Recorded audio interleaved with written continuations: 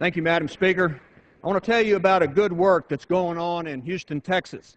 It's a it's a program that's not sponsored by the government. In fact, the government is not involved in this project at all. It all started 15 months ago when Amanda Gayle and her mother, Linda Gayle Lee, decided they would start going from Humble, Texas, my hometown, to downtown Houston, about 30 miles away, and start feeding the homeless. And so they fix hot meals for the homeless, and they go out to downtown Houston in a remote area of that city, and they feed those people every night a hot meal. And they've done it for 15 months. I call this Amanda Gayle's Kitchen.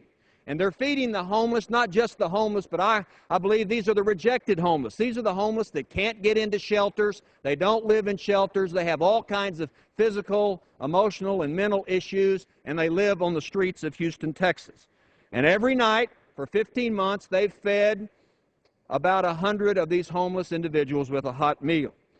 A couple of months ago, the Houston Police Department came to where they were feeding and told them they needed to move to another location. The police department suggested the location, and they moved down the street. And every night, they feed the homeless. In fact, now they bring them blankets and sleeping bags because of the winter.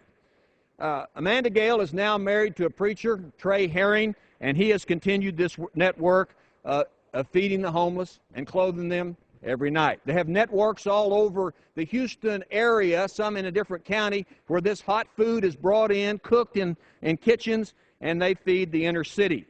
It's an organized effort, and they enjoy doing it, and it's something that's important. But on December the 30th, even winter for Houston, the health department came in of the city of Houston and said, you can't do this anymore because you don't have a permit to distribute food. And you also cook this food in a kitchen that is not certified by the city of Houston. The health department said the poor is susceptible to disease, so we're going to shut you down. Like Amanda Gayle said, I guess she said the health department would rather they go hungry, eat out of dumpsters, than to get a hot cooked meal from somebody that doesn't have a certified kitchen and doesn't have a permit to distribute food. In fact, the city of Houston cleanup crews have gone through this area and taken the sleeping bags and the blankets away from these individuals. And, of course, Amanda Gayle and her kitchen folks continue to supply them with whatever they need. You know, Amanda Gayle and Trey Herring have both tried to contact the health department. They have received no answer about why they reopen. Because, see, they want to follow the law. They want to do the right thing, but they want to help these people that they feed every night a hot meal that they don't have access to from some government program. This is a perfect example of the phrase that no good deed goes unpunished. And they are punishing this good couple for what they're trying to do. You know, I believe if the city of Houston had been around when the good Lord tried to feed the 5,000, they would have tried to prohibit that good work, since he had no permit to distribute food or had cooked those 2 fish and 5 loaves from a certified kitchen.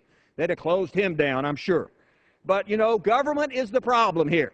And government should help these people help people. All they want to do is feed the hungry every night. I'm not sure there's anybody in the House that would do this. But they do it because they want to help people that are in need. So I hope the city of Houston will figure out a way to let Trey and Amanda Gayle and those other people in Amanda Gayle's Kitchen feed the hungry, clothe those that need to be clothed, and take care of those out there on the street that are there not by choice but because of circumstances. And the city of Houston needs to figure out a way that the government is not the problem, but help this good couple do this good work and let them continue to, together with the city, make sure that certain people in our city in Houston, Texas, are taken care of every night. And that's just the way it is.